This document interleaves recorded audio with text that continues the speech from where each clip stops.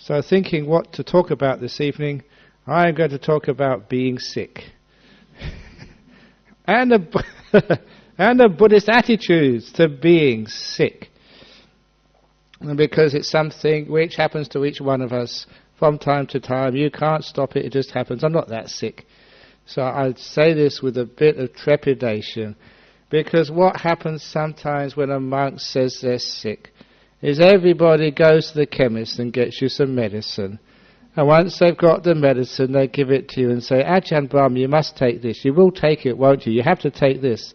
And they won't let you go until you promise you will take it. And then the next person comes up and gives you their medicine, and you have to promise to take theirs as well. And after about half an hour or so, you've got about 20 bottles of medicine which you promised to take, and I do keep my promises, and I take all that medicine, and it makes me really sick. Which is one of the problems of being a monk. But, nevertheless, being sick, first of all, is one of the great teachings of the Buddha.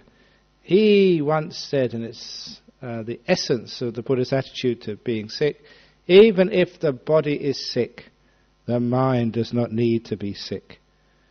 So, as a meditator, as a monk, as a Buddhist, you should be able to separate your mind from the body, because the body is one thing, the mind is another, and the sickness stays in the body. It doesn't stay in the mind unless you make it.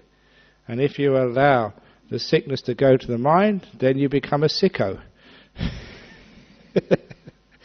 And that's not a nice thing to be. But what do I mean by being a sicko, having the illness go into your mind? This is where the sickness which you have, no matter how profound it is or not profound it is, by being able to separate that. That's just a body, it's just feelings, that's all. So this is actually where we use Buddhist mindfulness whenever you have any illness, actually to see what truly is going on. One of the great things about meditation is we develop this ability to look within, not to go somewhere, not to get rid of anything. What I said in the beginning, to be more fully where you are. So when you're sick, you don't try and get better in this moment, or don't try and get rid of the pain or the ache or whatever else it is, but to go deeper into it. Go right into the middle of that sickness, or that cold, or that lack of energy, or that fever, whatever it is, to feel it more fully. Now the mistake of most people is whenever they have a sickness, they try and escape. They sort of take sort of painkillers, or they go and just watch a movie, or they just try and dull themselves out with sleepiness. Or sometimes they try and fight the sickness. And what a waste of a great opportunity when we fight that sickness. Because if we're fighting that sickness and trying to get rid of it, we're not learning about some of the most important lessons of life. And the most important lesson of life, somebody asked me today, suggested, the talk this evening should be the meaning of life. This is an important lesson, the meaning of life you get out of a sickness, and that is, everything is out of control. That's the meaning of life. It's out of control. Which means that you don't want to be sick, but you are. You don't want the inconvenience, but you have it. It shows you how to be humble and how to work with life rather than always controlling your life. One of the problems of human beings, and one of the reasons why we teach Buddhism, one of the reasons why people suffer is because they don't understand that you are out of control. And the sooner you realize that, the more peace you will have.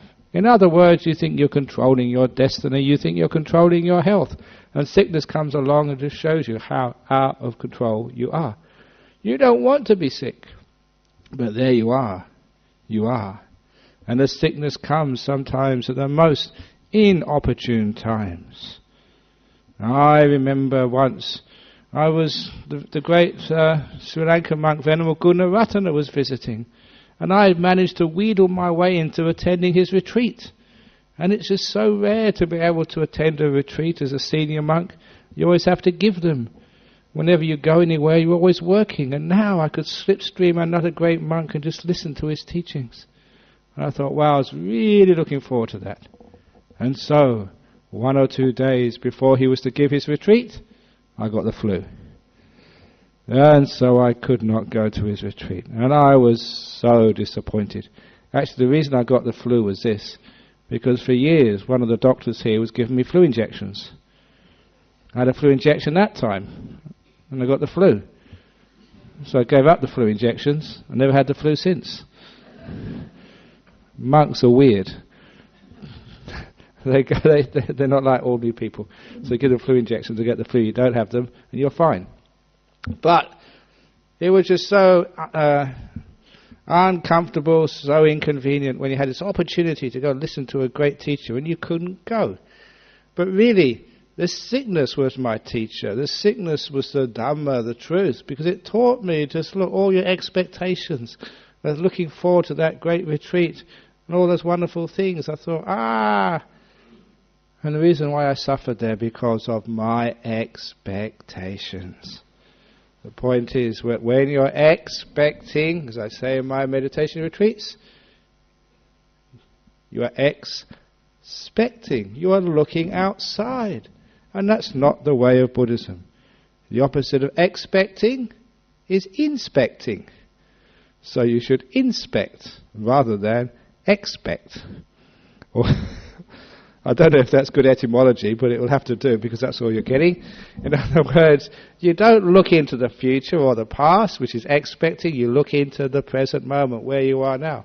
And if you look into the present moment where you are now, it was actually the sickness was a great humbling experience, as all sicknesses are.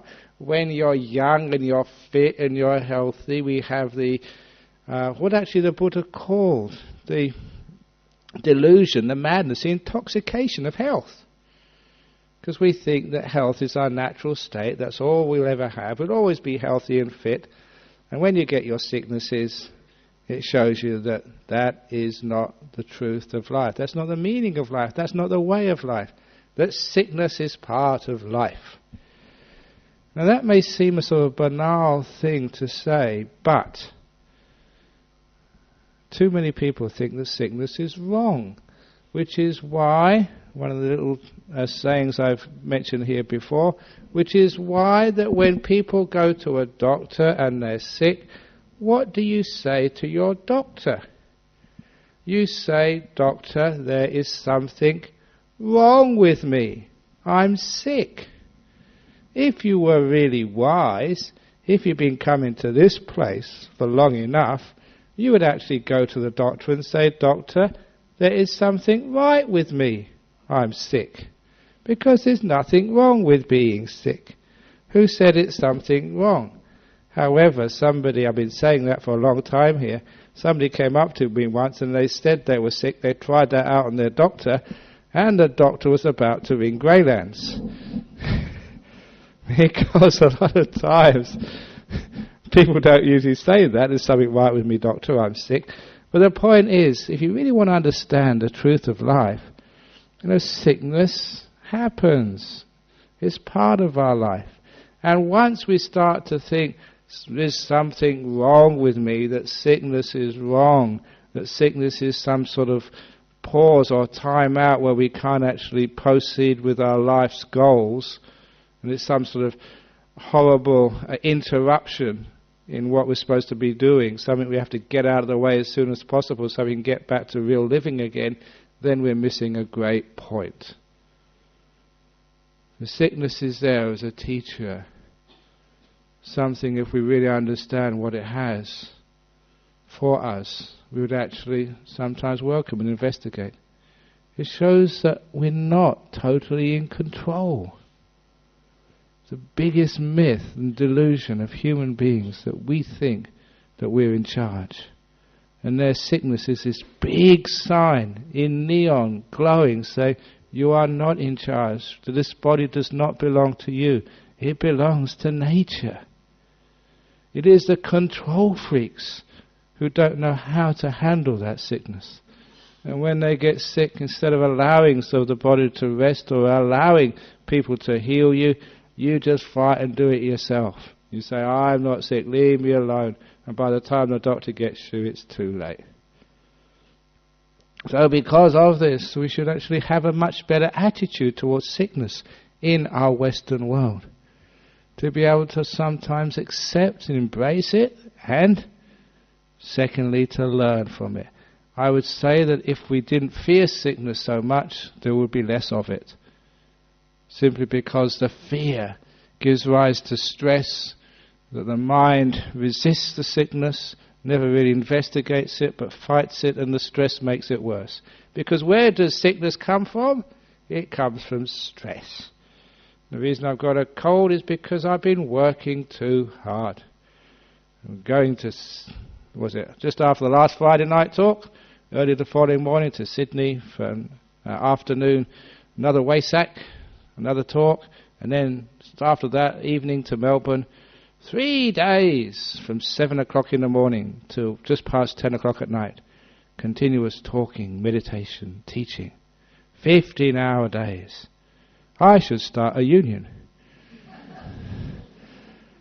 There is something wrong with working too long, but I enjoy it. I get fun out of it. And then over to Canberra to give some more talks. And then back again to Melbourne and then back here. So I don't know how many talks I've given since I was last here. Maybe about 15 or 16 or 17 or something. I don't know. It's a lot of work. So just because the body sometimes gets tired, you get a cold. But that's natural. So understanding its stress causes these illnesses, and even all the cancers and other illnesses, high blood pressure, whatever else you get, so many of them are stress caused. When they happen, then what do? You certainly don't add more stress onto your illness or your sickness. Because if you do add more stress onto them, they're going to make it worse. The pain is going to get worse. The sickness is going to last longer. So instead of adding stress onto a cold or onto a cancer, you enjoy your cold. I'm having fun feeling awful this evening. Sometimes I think, you're not feeling awful, you're laughing. That's just because even though my body is sick, my mind will not be sick. You know, there's amazing things which I've learnt in meditation. Just sometimes in these sicknesses, just sometimes you allow your mind just to get caught up in that sickness. And your mind is sick as long with your body. And these are personal experiences, because I think the first year as a monk, or just after the first year when I had typhus fever in this hospital in Thailand, I've mentioned that story a few times in other contexts. But that was the time, these typhus fevers, they're like typhoid. This was a third world country in that time in Thailand. The northeast was the backwaters of that third world country, and the monks' ward was the most poor ward in that hospital. So it's just really the pits. And I remember several times, when you had to go to the toilet, there's no bedpans. You weren't looked after by nurses. There was one male nurse only half the day. You would actually work 12-hour shifts from 6 in the morning to 6 in the evening. But then at night time there's no one there to look after you. So, first time that happened, the first night, I still had enough energy to talk to the monk next to me. Hey, the night nurse hasn't come yet. And he talked back to me and said, there is no night nurse. If you get really sick at night time, that's just bad karma. That didn't really satisfy me at all, but just made me more scared. And I was really, really sick, and if you wanted to go to the toilet, I remember doing this because it was like a ward with about 8 beds on either side, and the toilet was at the end of the room, and you literally had to sort of stand up, just holding on to the bed frame. And then when you had enough energy after 3 or 4 minutes, you just make a lunge to the other bed and just hang on there until you had enough energy to get on to the next one. It was about half an hour to get from one end of the room to the other. I'm not exaggerating. And when you went to that toilet, you sat on it for an hour or two because you didn't want to do this all again. You want to make sure. And so I remember being like this for a couple of weeks. I think I was in there about 4 weeks. And at that particular time, I remember having a really bad fever, because they didn't know it was scrub typhus at first. They thought it was typhoid or some other illness. It was actually scrub typhus. The reason was because in this forest, in this little area just out in Wat Nana Chau, where Ajahn Brahmavamso's but now, there were all these mites over there, and they carried the disease, whatever it was, a virus. But all the local people had an immunity for it. And so the government health department in Bangkok thought there was no scrub typhus in that area because they hadn't seen it before until the Westerners came in. And we all got it eventually. But the first year, when I was one of the first ones up there, I said, what was the first ones up there, one of the first 6 who stayed in that monastery. And we all got it eventually. It was just a really heavy fever like typhoid. Because you were young and reasonably fit, you wasn't deadly, but sometimes you're just so weak. But I remember this one time having a fever, and you know what it's like, a couple of weeks with fevers, you feel so weak. And also, just you feel depressed as well. And I felt so depressed one afternoon, and so sore and so weak, I decided I'm going to do my meditation properly for a change. Because you can meditate properly if you really put your attention fully on what you're doing and follow the instructions. You've all had those instructions so many times, but a lot of times you're lazy. You sort of do it, but you don't really have to do it. But this time I thought, no, I'm going to really do it properly, and I really got into a very deep meditation. What it showed me, one thing, that the mind can sort of separate from the body. I don't mean floating above your body. That's what you do when you're dead, and that might be a bit too late. But just go into a space deep inside where that pain and that ache, that fever wasn't. It was a great thing to do. And at the time I didn't really think about this, but I know from teachings of Ajahn Chah, my teacher, because he said that he had malaria for about 3 years. Because most monks in that generation had to get malaria because they lived in the forest, and there was maybe no real mosquito nets, certainly no repellent, and so you just had to endure the mosquitoes, and sooner or later you got malaria. It was just common, it's just what you had to endure. And those fevers were really debilitating. 3 years of malaria. Obviously that you sort of get better after a while, and then when you felt a little bit under the weather, a bit weak, the malaria would attack you again, because all those parasites were in your blood. I remember him saying how he overcame his malaria. He said one time he had the fever again, and also he was basically fed up with it. So he too decided to do a meditation. But the interesting part of his meditation in sickness was not to try and get rid of the pain, not to run away from it, but to go in the opposite direction, what you might call reverse psychology. He said to go right into the pain, to go right into the sickness, not to get rid of it, but to know it from the very heart. And when he did this, he said he got right to the center of this fire. He called it like a bushfire, which got more and more hot. And he was in the center. In the center was cool, but the fire, he could feel it, sense it just around him. And it got really intensely hot, and then it stopped. It burnt out. And then he was just so cool and peaceful, and he never got malaria again. I know other people who have done that, who've actually any sickness or fever or pain, instead of trying to get rid of it, instead of actually trying to run away from it, they've actually gone right into the center of it, almost faced the demon, gone right up to the enemy, nose to nose, to find out exactly what you're running away from. And what is the problem? What is fever? What is pain? What is sickness? To go into it rather than away from it. And probably that's maybe one of the reasons that my scrub typhus went. I wasn't really aware what I was doing at the time and why, but I always got this suspicion that was the day when the fever stopped and I started getting my energies back and started healing. The power of meditation is very, very great.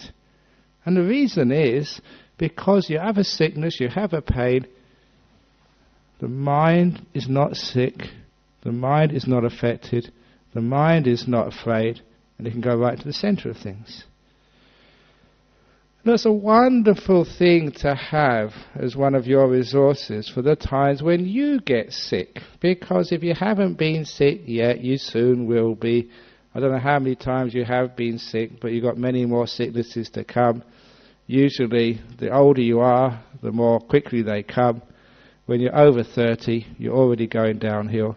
In my youth group some years ago, I asked these kids, they were 13 and 14, I said, what's old? It's a great little thing to ask kids. And the 13, 14-year-olds, maybe 15-year-old, they were the 12-year-old as well, they decided to discuss amongst themselves, and they said anything over 30. And once you are over the hill, The further down, the faster you go. So you always have these sicknesses and these pains and things go wrong with you. But the one great thing about meditators, especially Buddhist meditators, is that they have another way of dealing with sickness.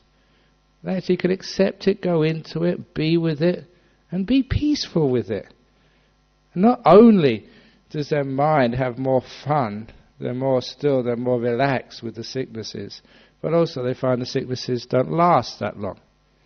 Which is why, and I've been told this by our monks in California, we have a sister monastery called Abhayagiri, just to the north of San Francisco, and they told me this when I saw them, I think in England a few years ago. It is true, if in the United States, with these huge health costs, to get a health plan costs a fortune, but if you can get a letter signed by, say, a Buddhist monk or any other authorized teacher that you're a meditator, you get a great reduction in the money you have to pay for your health cover.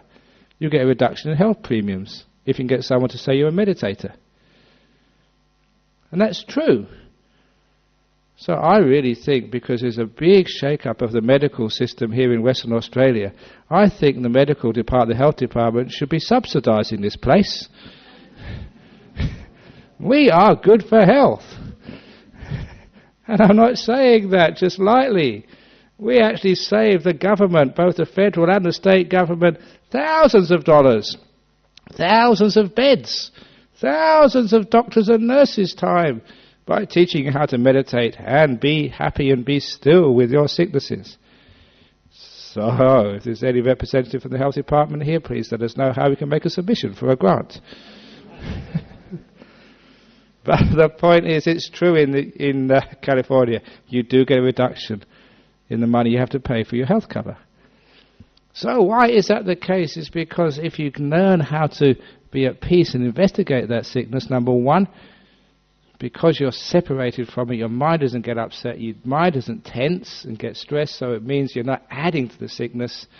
And number two, simply by being peaceful and being still, you find very often the sicknesses vanish. So few times in my life, it's amazing. I've already mentioned that one time when I had the fever. Another time actually, it wasn't actually meditation, but it showed me another important way of dealing with sickness. Because I remember as a student once, I just moved after finishing my time up in Cambridge. I went up to Durham University in the north of England to do the teaching course. And I just moved into this farmhouse. I got a terrible cold. And I'm not usually lazy, but that day there's no way I can go to lectures. And all the other students in the house, we were sharing a house, they all went, and I just stayed in my bed, feeling really awful. Couldn't even get up to make a cup of tea or do anything. You know what it's like, you just feel like death. You just think, may the Grim Reaper come into my room now. Come, take me. You feel awful. But there was a knock on the door, and I was the only one left in the house. And I said, go away. I knew it wasn't the Grim Reaper, otherwise I'd have let him in. And they kept on knocking and knocking, so I sort of got up and I opened the door. There's a delivery man. Because I had this stereo system. In those days, if you like music, you have to have a stereo system. It's amazing how many bits and pieces you have to put together just to play a record. No iPods in those days. But it was the one which I'd sent to myself from my home. I just moved into this place and it finally arrived. And I thought, wow, great.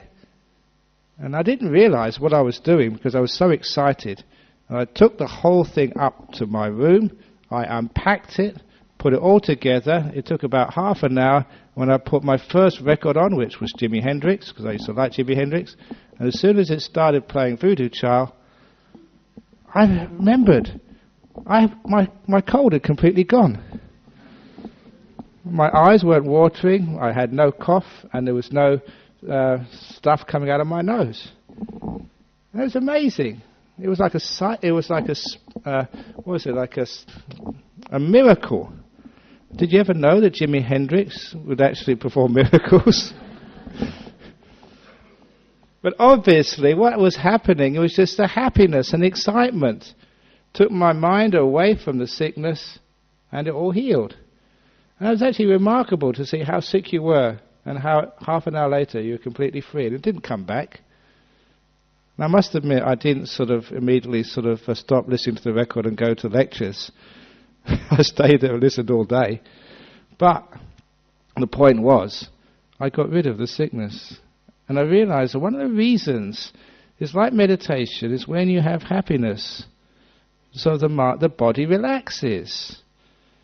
So happiness, peace, that is one of the great antidotes to sickness, which Buddhists use. So if ever I go and see anyone who's sick in a hospital, I make them laugh.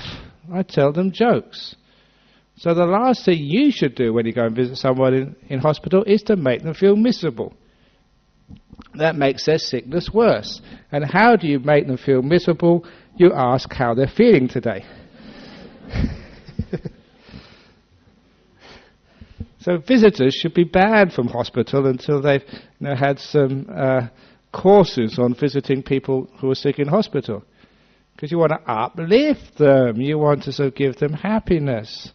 Because when you give them happiness, apparently there was this movie called Patch Adams.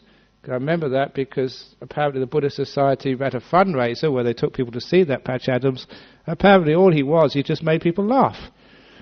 That cured their sicknesses. If they didn't cure their sicknesses, they handled their sickness much better. Why does that happen? It's the same in meditation, because these days, having taught meditation for so many years and looked at my own body, what happens when you're peaceful? And happiness gives you that peacefulness. The body opens up. The channels of energy in your body open. For those of you who follow the Chinese system of medicine, the qi has a chance to be unblocked. In the Indian type of medicine, they don't call it qi, they call it winds, water, go through the body. That's actually how the Buddha described the bodily sicknesses. So the winds going through the body get blocked or they get unbalanced. And so actually you feel this sometimes if you really relax and you allow meditation just to make the body really still. You don't interfere with the body, you leave it alone. You start actually to feel things start to flow through your body again. Things which were constricted open up. Energies start to flow. Which is why what happens in meditation sometimes during retreats, people get hot spots in their body. When this first happened, I was looking at my own experience and I recognized exactly what was going on. During the last retreat last November, a lady came up to me in her interview period. I'm not sure if she's here now. I can't remember exactly who she was. She said that she was meditating and her whole back and shoulders got really hot, burning. And my first question to her when she said that, have you got a back injury? And she laughed. How did you know that? Ajahn Brahma had been reading my mind. I said, no, you just told me. Because what happens when you get into a reasonably deep meditation, reasonably peaceful, just enough to let go and not interfere and hold the body, which is what stress means. When you really let go and allow the body to just relax, you open up those channels and you'll find these energies in the body, they will flow to where is needed. And for her, she had a back problem, shoulder problem, for a long time, and that's where all that energy went. It got really hot and warm. I said, well done, you probably feel so much better. She said, you've been reading my mind again. How do you know that? I haven't. It's obvious, cause and effect. Once that energy goes up there, you are going to feel much better. It may not be able to cure it completely, but you are going to feel much better. Things have started to heal themselves. Because I've got incredible faith with the body's experience to heal itself, if you'd only give it a chance. In most cases, the exceptions are the karmic diseases, where it's just some really strong karma from the past, you can't do much about that. But for most sicknesses, if you can just really relax, the body will heal itself. I've seen that living in forests, in wild places. If any dogs or cats, jungle cats, elephants, or down in Serpentine, any kangaroos, if ever they get sick, they just go to a bush and they just lie underneath it. they really relax. Because what they want to do is just give the body the maximum chance of healing itself. That's nature. Unfortunately, we've lost that nature. When we get sick, we worry like hell. We tense up. We add stress to the stress which has caused the disease and the stress of the discomfort as well. And because of that, we make the disease much worse. So if we can learn how to just relax a little bit more and be at peace with the sickness, it's not wrong. It's part of life. It comes because we've been controlling. It teaches us not to control. We should learn the lesson. Don't try and control the sickness. Let go, be with it, relax with it, open up to it. And the chances are it's going to go very quickly.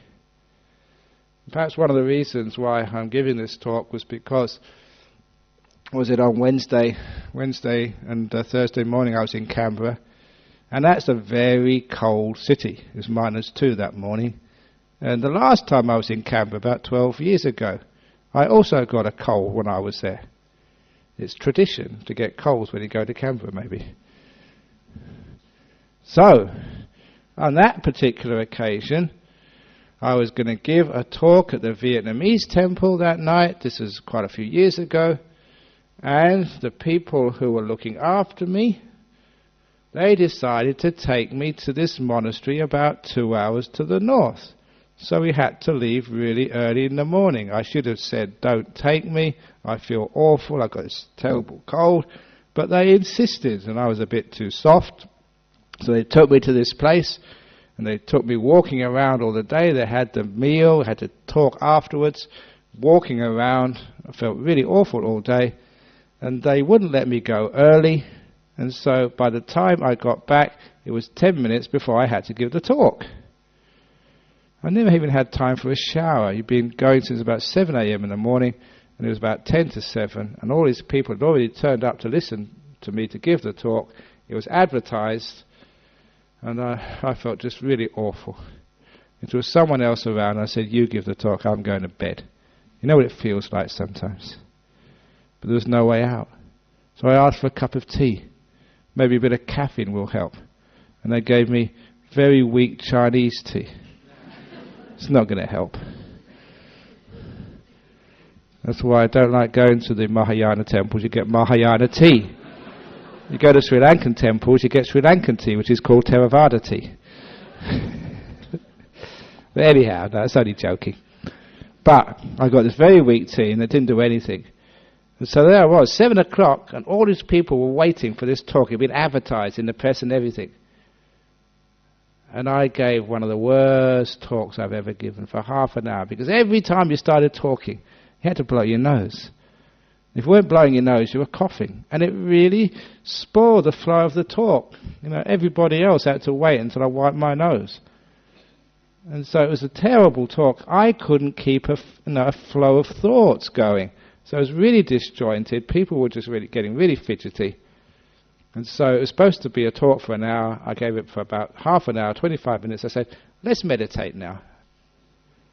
So I stopped the talk and said, we meditate. And people agreed, because it's an awful talk. So I meditated just for half an hour.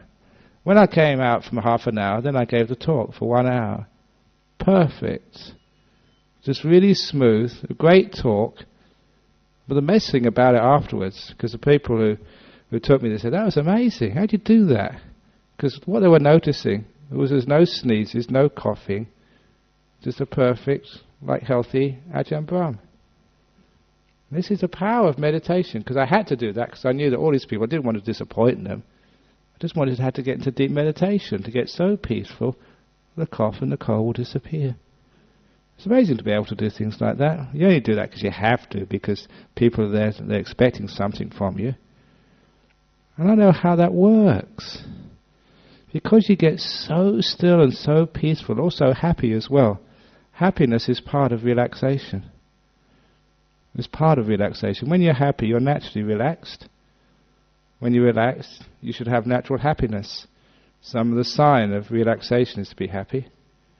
People who aren't happy are always naturally tense. If they don't laugh, they're really stuck inside. So when you relax, you're happy, you're loose, it's then that all these energies can come into the body, things can balance, and you can heal yourself. Get rid of these problems, like sort of having a sickness.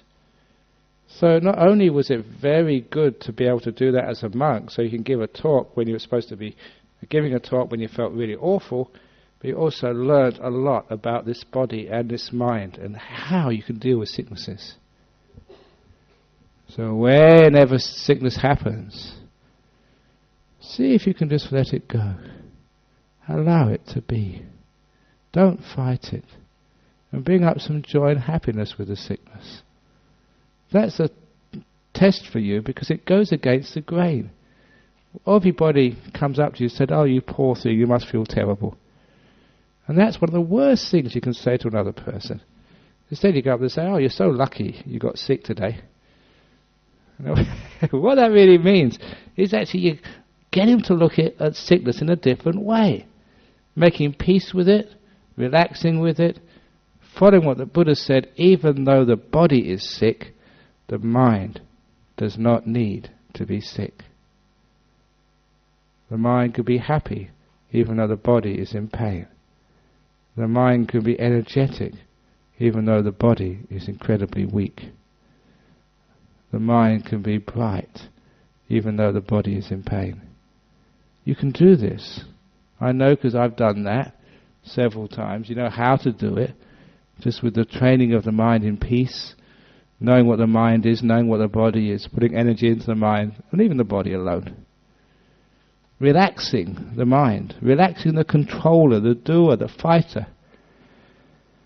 That's why one of Ajahn Chah's great teacher, Ajahn Mun, he was once, they had one of his great disciples, very Thai people, you know this monk, Ajahn Brahmavamso, who's one of the great senior monks in Thailand now. And when I went to visit that temple years ago, this was a teaching which Ajahn Brahmavamso gave, especially for me.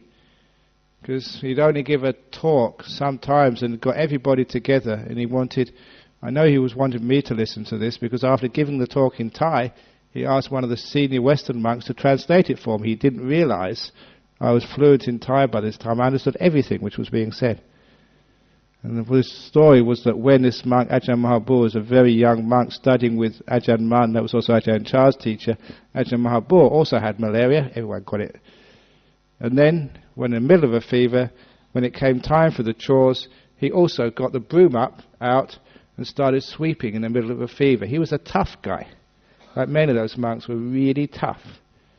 So, even if he got malaria, he wasn't going to stay in his hut. He got out the broom and swept with everybody else, just with perspiration falling all from his face. When the teacher saw this, he sort of told him, "You stupid monk, that's not the right thing to do." He actually called him a yogi, a Hindu yogi, not a Buddhist. That was his idea. He said, "You're a fighter, you're a controller, you're trying to suppress this thing." He said, "The way of Buddhism is to investigate." It was actually very fascinating to hear that from a great monk, Ajahn Brahmavamso, because Ajahn Brahmavamso was actually pointing out his own stupidity in a long time ago. And he was doing that as a lesson for everybody, but especially for me at that time. Because that's why he said, translate it for this Western monk, me, who'd just come to visit. And there was a case, this great master of our tradition was saying, when you get a sickness, do not fight it. That's not the way of Buddhism. Investigate it, go into it, understand it. And in that investigation, in that going into it, there you will find freedom. First you get the mental freedom from the sickness. Even though the body is in pain, even though it's got a fever, even though it's burning with malaria, even though it's got a flu or a cold or a pain or whatever else it is, you go right into it. And having got into it, you understand it. With that understanding comes this freedom. You understand the meaning of that great teaching of the Buddha. Though the body is sick, the mind does not need to be sick. It can be completely free and separate from this body. You can know the pain, but the mind doesn't react to it. It's just pain, that's all, just a feeling. Because when actually you go into the sicknesses, like sometimes I'm looking at the feeling in my throat now, because it's all inflamed. They can feel that. What type of feeling is it? Sometimes people, you have to do this when you go to the doctors. So what does it feel like? Can you really give a word, a description to these feelings of aches and pains in the body? And sometimes you say it's like, well, it feels scratchy or itchy. But the trouble with those labels, and this is one of the reasons why we try and get rid of those labels in meditation, if you give it a label, say it's a scratchy feeling in your throat, then actually you change the physical feeling to meet the description, to meet the label. Because people pay too much importance to labels, the feeling which I had in the beginning, if I call it scratchy, now the feeling appears scratchy, not the original feeling. You actually bend the feeling to fit the label, rather than use the label to give an indication of what you're really feeling. That's the psychology of the mind. So that's why it's best not to get these labels. If you have some sort of sickness and they give it a name, then you look in the web to see what that means, and all those symptoms suddenly come. It's a danger with sickness, because psychologically, once you know you've got this sickness and you believe in it, you bring up all those symptoms. It's psychology. Any hypnotherapist would know that. That classic case where this guy was hypnotized, and the hypnotist said, I'm now going to touch you with a red-hot nail. And he touched this poor guy. The guy screamed in pain for being burnt, and a blister came up from his arm. But everybody else then knew it was just a nail at room temperature. It's a classic experiment, not to be repeated, obviously, because you don't want to burn people. But the point was that there was a nail at room temperature being touched on somebody's arm, but because they were hypnotized, made to believe that that was red hot, not only did they scream, which may be understandable, but even a blister came up from the skin as well, just as if it would have been red hot. The mind is that strong that very often we create those symptoms. And there's no difference between the symptoms we create and the symptoms which come naturally. So that's why sometimes it's not such a good idea to give names to all these sicknesses. I know that doctors sometimes have to do these for the best reasons, but sometimes I think any doctor will probably say there's no two cancers are the same. You may put them into sort of categories, they're similar, but they're never the same. No two colds are the same, no two feelings in your body are the same. So be careful when we label these things, because with the label comes all the other symptoms and expectations, and we live up to that. We bring the other symptoms in there.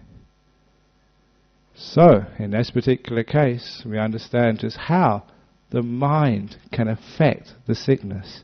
But if we separate the mind out, sickness is one thing, the mind is another. So this is actually where, if we learn how to observe properly, without fear, without labeling, whenever we do have a sickness, we can actually watch those feelings in the body. Just be with them. Don't give them a label. Because if we give them a label, usually we get into fear, and the fear gives stress, and it makes the whole thing worse. So if I've got a feeling in the throat, because of sore throat, you go to that feeling, don't give it a name, be with it, and allow it to be. When you don't call it painful, when you don't call it sickness, you just call it feeling, then you don't tense up. When you don't tense up, it relaxes. When you relax, the energies of the body, the winds, the chi, whatever it is, have a chance to flow there, and the whole thing heals up. You have to relax it first of all to heal it.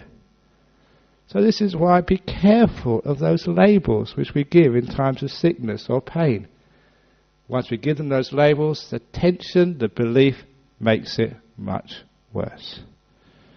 Which is why that when I was at that university once, because I was training to be a teacher,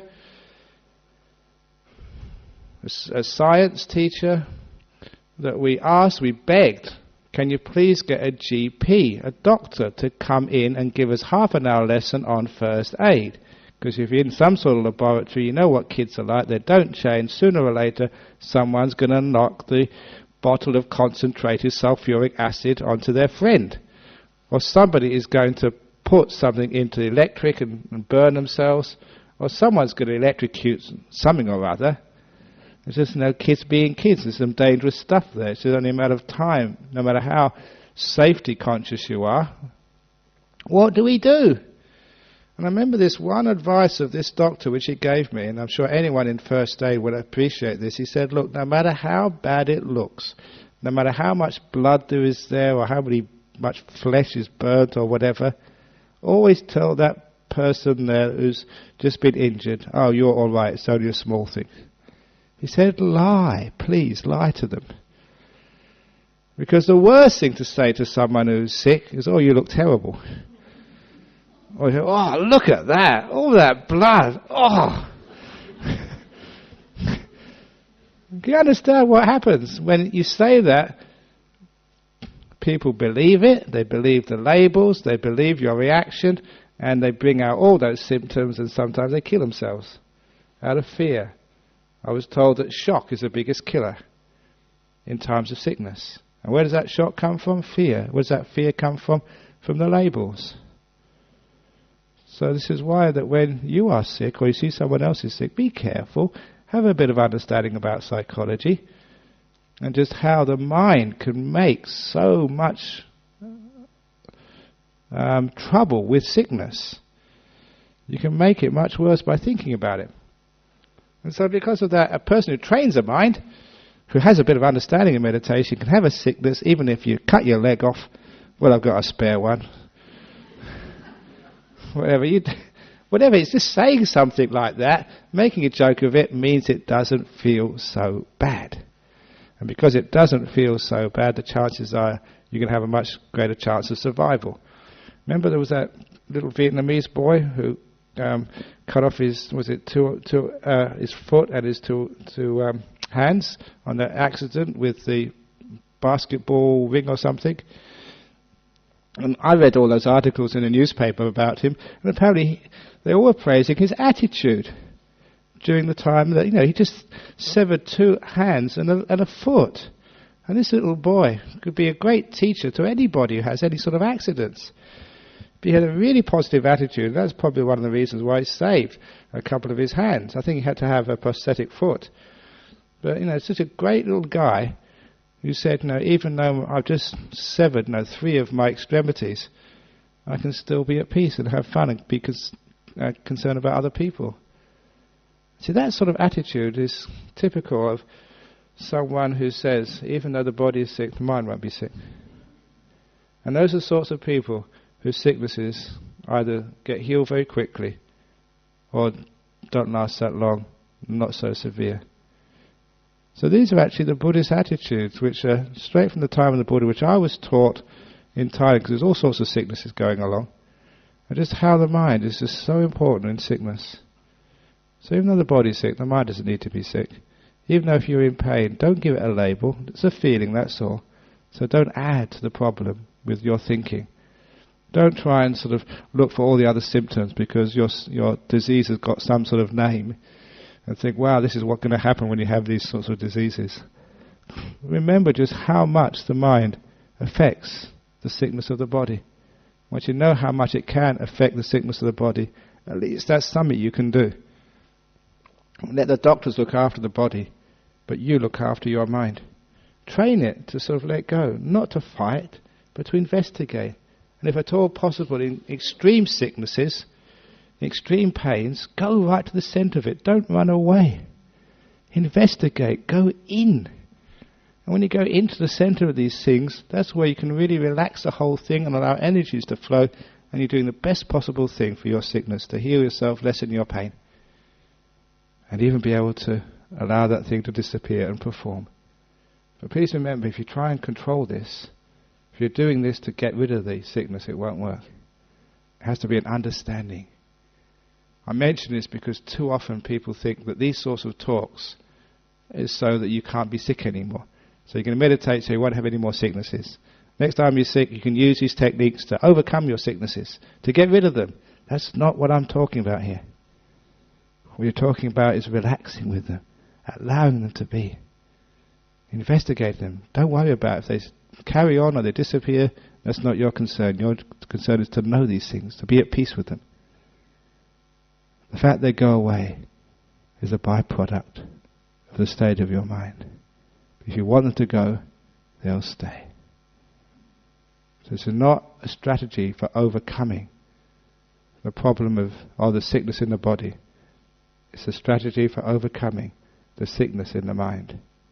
For being at peace, even when you're sick. And being able to give a talk, even though you've got a sore throat.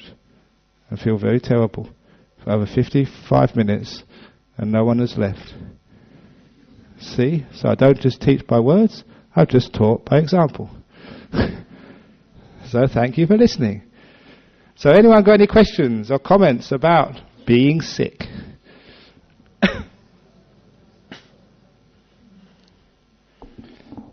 Any comments or questions about yes?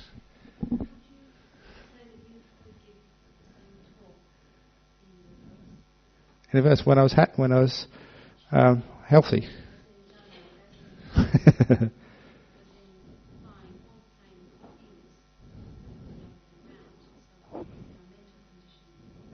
Oh, when you're mentally sick.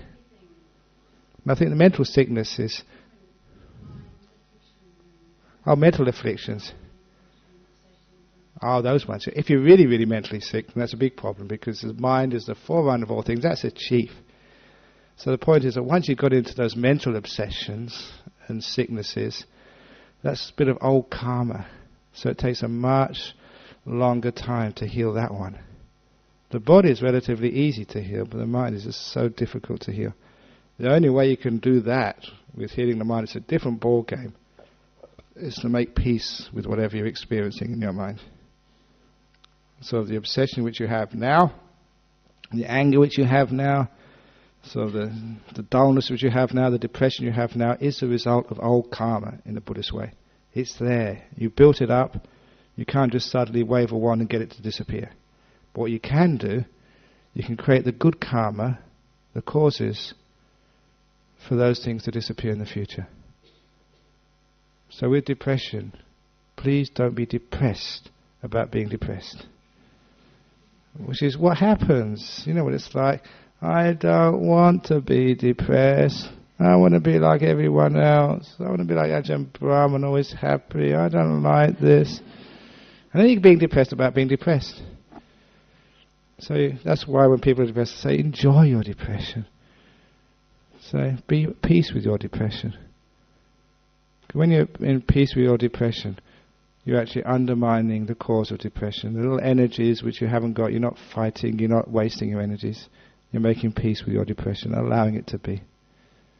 That's why one of the great ways of depression is saying, this too will pass. So just wait. Don't interfere with the process. It will heal by itself. Leave it alone. So this is actually with mental places, obsessions. Sometimes you get obsessed about getting rid of your obsessions, and it just gets really just complicated.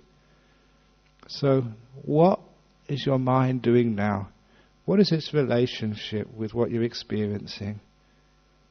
Make that pure, then you're making good karma. You're making good karma with your obsession, you're making good karma with your anger, you're making good karma, you're not trying to destroy it, you're making peace with it. And then you find, because you're making good karma in your future, it doesn't take that long, so the anger is gone, the obsession is gone, the depression is gone. You're building up the causes for it to go in the future by making this moment pure, kind, compassionate, gentle. All these things which we have in the heart of religions like Buddhism, compassion, peace, gentleness, letting go, you can apply them at any time. They're pure, they're powerful, and they heal all sorts of things if you give it time. So that's how you heal the mind. But it takes a lot of guts to do that. When you're depressed, to leave it alone. Because it's scary being depressed. And when you're obsessed, you're just always still running around. You're never at peace, never leaving it alone. Obsession very often is like a flight, an escape, a distraction. Does that make sense? Thank you for the question. It's a good question. But I wanted to just focus on the sickness of the body today and how to deal with that. Any other questions anyone has here? Yeah.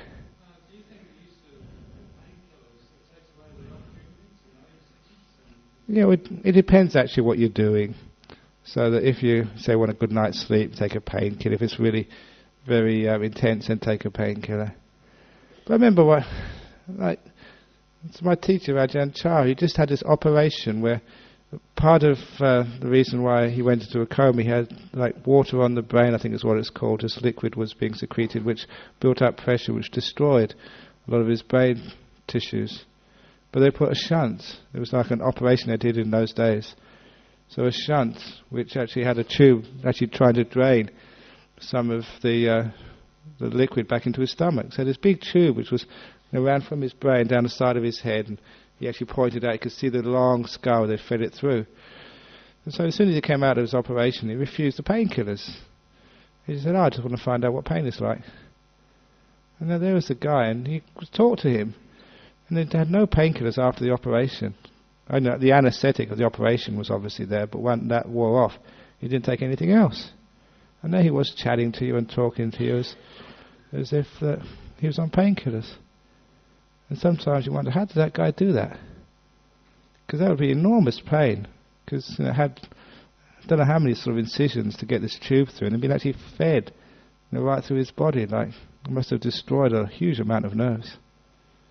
But guys like that, they separate their mind from the pain. So they're just feeling, that's all. And people can do that. You can do that, but a lot of the time it's fear.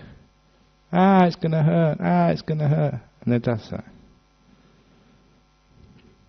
But if you obviously that someone like Ajahn Chah was just a master of the mind. So if you're not up to that, you've got to be honest with yourself. If you're really honest with yourself, then go and take a Panadol or morphine or whatever. It's up to you. See what you can do. Any other questions here about dealing with sickness? Yeah. Yeah.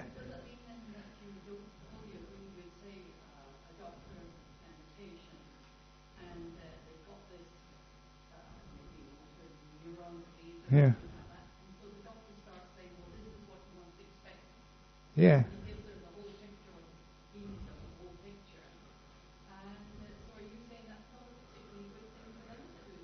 I think if any doctor, I think a modern doctor, if somebody said had motor neuron disease, what you were saying there as an example, they said this is what you would expect, I think the doctor would always say this is what's happened, this is what's probable, this is what maybe you can expect, but it's not certain.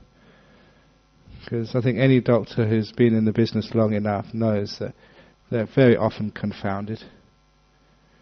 I don't know, many of you, I was just talking about this guy some time ago, many of the old people who've been coming here for years and years know one of our members, Keith Sword.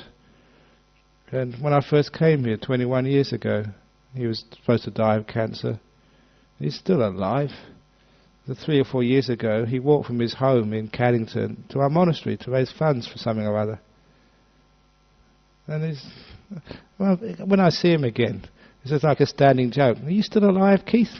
You haven't died yet? and this guy, he just keeps going on. And when he goes see the doctors, he says, no, you should have, I don't know what you're doing, but carry on. I don't know why you're coming to see us. Whatever he's doing, he's completely confounded the doctors. And he's just one case amongst many. But sometimes the doctors don't know, this shouldn't be right. But I always loved this little quote a GP in Sydney told me once. Because he was a young GP. He was taking a year off because of stress. It's a very hard life being a doctor. A lot of times because you're dealing with complaining people, suffering people all the time. And he was saying that he did his med school in Royal Prince Alfred Hospital in Sydney. And he always remembered the opening lecture when he was welcomed to med school, and straight from school into the university. And the professor who was about to retire, this very, very well-known doctor, who was the head of the med school in this prominent hospital in Sydney, he opened his lecture to the students saying, welcome to this med school. 50% of what we're going to teach you in the next 4 years is wrong. Our problem is we don't know which 50% it is.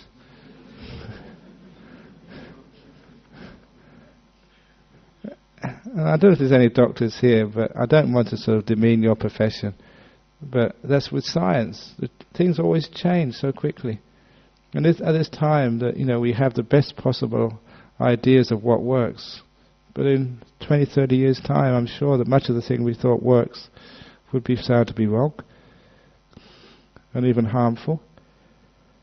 So a great scientist would always say that they don't really know, but they've got to do their best. They have a compassionate heart, they're wise, they've got the best possible ideas, but they would never know, should never realize or never think they've got all the answers. And so if they say this is what you're to be expecting, that's a dangerous thing to say, because what they expect very often comes true. They make it happen.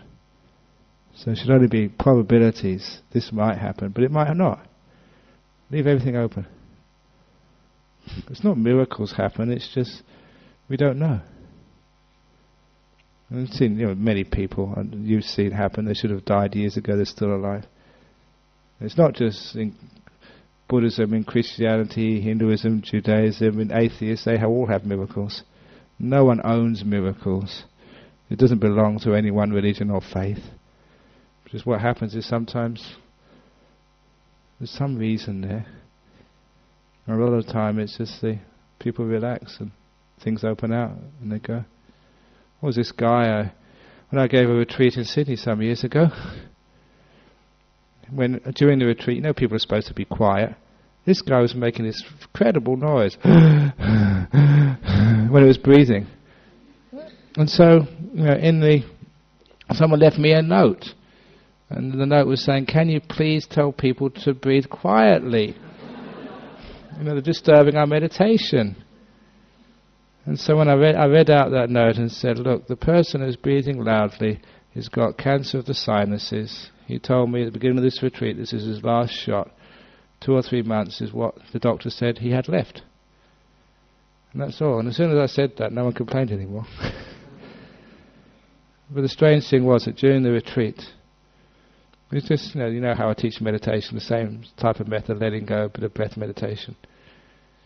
And he said that in one of the interviews, he was meditating there the usual way, breathing in through his mouth because he couldn't breathe through his nose. And he heard a pop. He could breathe through his nose for about 10 minutes, and then it closed up again. He said it was amazing, it was incredible. For the first time in months, air could go up through his nose and out again. And it really, was very surprised about that. But I thought it was a bit too late, and I thought he would die. But about 6 months ago, when I went to Sydney, he came to one of my meditation classes. He said, "You remember me?" I said, "No, I don't." He said, "I was that guy." I couldn't believe it, because he was in remission, a great guy, because he's been so close to death. He was really doing a lot of good things with his life. And he cured himself. I've seen many things like that in my life as a monk. So sometimes if you say it is going to happen, then it will happen if you believe it. So don't be stupid and say it's not going to happen. I'm going to live, I'm going to live, I'm going to live. Because that's the opposite extreme. You don't know. The future's uncertain. And let's give yourself the best chance. Relax. Okay, so there we are. I have increased your longevity this evening. You've come here, you've not only just listened to a good Dharma talk, but you will be healthier. And if you are sick, you'll be able to enjoy it and have fun. And you know how to look after other people who are sick. So that's practical Buddhism and being sick. Thank you very much. Now the adverts.